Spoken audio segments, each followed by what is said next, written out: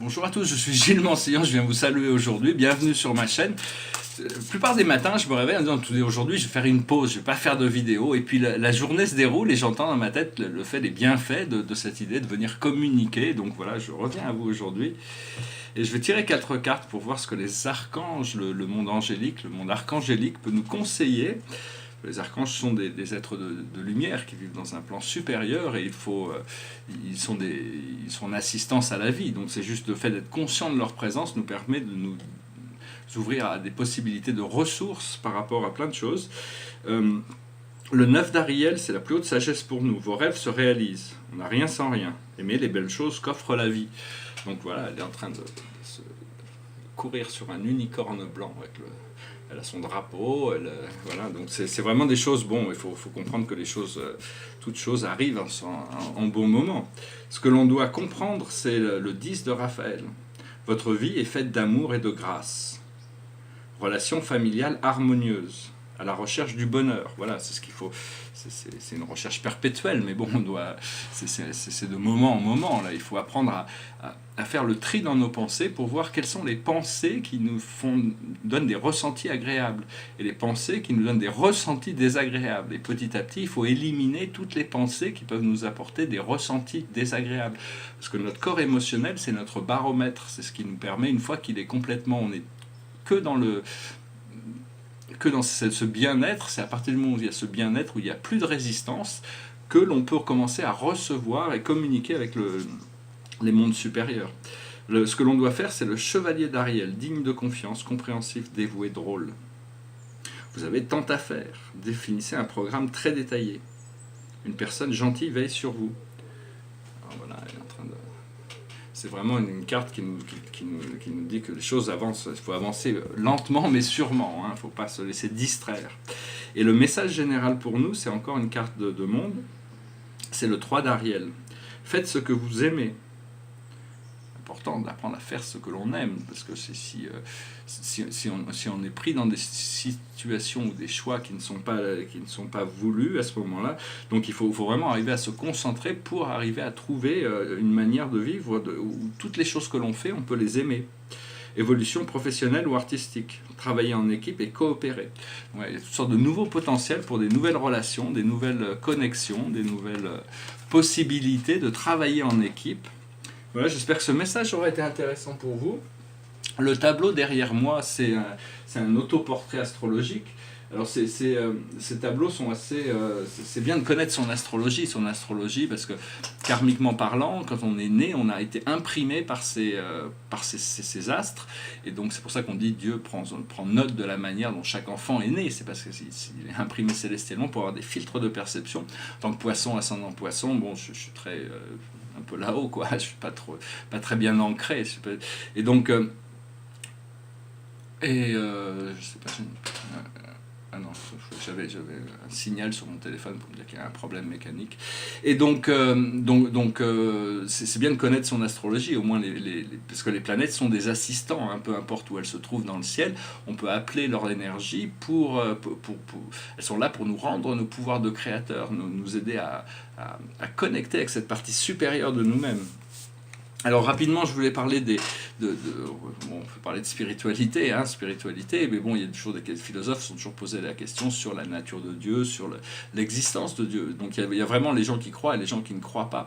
C'est-à-dire c'est plus facile. Bon, des fois les croyances sont des fausses croyances, un faux Dieu. Donc c'est pas forcément bien d'avoir des croyances trop ancrées. Il faut pouvoir réévaluer ces croyances tous les jours par rapport à ce que la vie nous enseigne. C'est toujours le cœur, c'est le bas, c'est celui qui égalise les choses. Mais il faut savoir que bon, Dieu, en tant que créateur, c'est toute chose, parce qu'il est le père des personnalités. C'est-à-dire que tout ce qui se passe dans le monde des personnalités, dans l'expérience des personnalités, est incircuité dans l'expérience de Dieu. Donc Dieu est conscient de toute chose à tout moment, et donc c'est mais il est aussi pré-personnel. Il est aussi, à travers ces présences je suis, on doit remercier toutes ces présences, de la présence je suis collective, que Dieu accepte de partager son esprit pour partager notre expérience au-delà de la personnalité, mais dans l'expérience, grâce à ces présences pré-personnelles qui sont des êtres divins, qui viennent du paradis, de Divinington, et qui viennent travailler à l'intérieur de l'esprit mental pour nous spiritualiser éventuellement. Et Dieu est aussi super personnel, c'est-à-dire il voit la direction des choses, il connaît l'éternité passée, l'éternité future, et il dirige le flot d'évolution grâce à une sagesse infinie. Donc il y a des choses qui ne peuvent pas toujours... mais au plus on arrive à connecter avec ces parties invisibles de nous-mêmes, au plus on arrive à créer cette unité. Bon, c'est pas facile de créer l'unité dans un monde qui est tellement de désordre, chaotique. Et puis bon, quand on commence à s'ouvrir à ces nouvelles fréquences d'énergie, c'est pas bien forcément d'aller là où il y a beaucoup de monde, parce que l'énergie est donc on a besoin de s'isoler un petit peu dans la nature. Mais une fois qu'on a renforcé notre énergie, à ce moment-là, on doit aller dans le monde pour propager cette lumière. Je ne sais pas pourquoi je me posais la question, j'avais cette phrase qui me passait devant la tête, c'est « Objet inanimé, avez-vous donc une âme ?» Je crois que c'était Lamartine qui parlait de ça dans un poème, et c'est vrai que bon, en réalité il n'y a qu'une âme, et toutes les choses ce sont des projections de l'âme. Donc il faut comprendre que c'est des procédés sur lesquels on travaille, hein, pour se retrouver notre souveraineté, parce que Thoth, le maître de sagesse, explique que en tant qu'âme souveraine, on est toujours en contrôle, en maîtrise de toutes les situations de la vie extérieure. Ce qui n'est pas toujours le cas avant d'obtenir cette souveraineté. Donc il faut travailler là-dessus pour devenir souverain. Et je voulais aussi parler, mais bon, ça je peux faire dans la prochaine vidéo probablement, c'est revenir sur le monde actuel et la différence, la balance entre le système démocratique et la République. C'est chez Platon. Platon nous parle, ils ont inventé la démocratie, les Grecs, mais enfin ils nous mettaient en garde contre les dangers de la démocratie. Et donc il y a des moments où il faut être plus républicain, d'autres il faut être plus démocrate. Donc c'est vraiment... Mais on a un petit peu... On s'est un peu perdu dans des partis dualisés... qui n'englobe pas le bien commun de tous, qui prend seulement les intérêts de certains aux dépens des autres. Cela dit, bon, la plupart des gens qui partent dans le service, il y a beaucoup de gens qui sont engagés dans le service public, hein, qui sont des gens très sincères dans leur désir de servir l'ensemble de la collectivité. Donc, enfin, c'est des choses importantes qui vont devoir être débattues, et pour peut-être essayer de trouver des solutions philosophiques qui peuvent apporter des solutions pratiques au système de la fluidification du monde actuel. Voilà. Je vais finir avec une chanson, je vais en chanter une autre, puis j'ai perdu les paroles, je sais pas où elle est, je les connais pas par cœur. Alors je vais en chanter une que je connais bien déjà. It goes like this.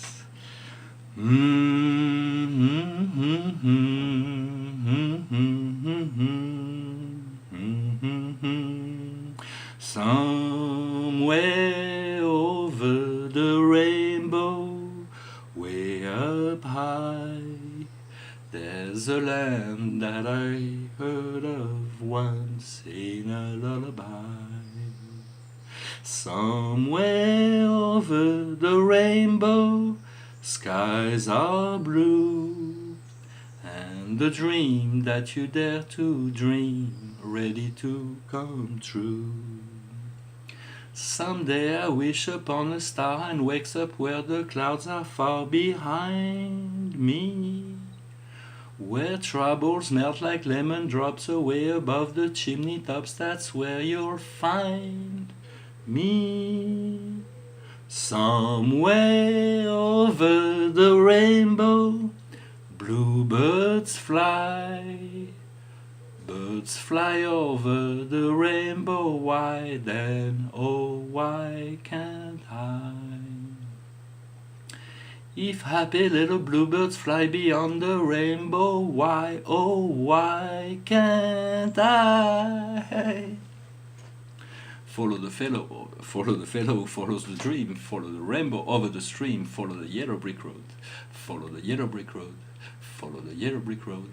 We're off to see the wizard, the wonderful Wizard of Oz. We hear he's a whiz of a whiz, if ever a whiz there was.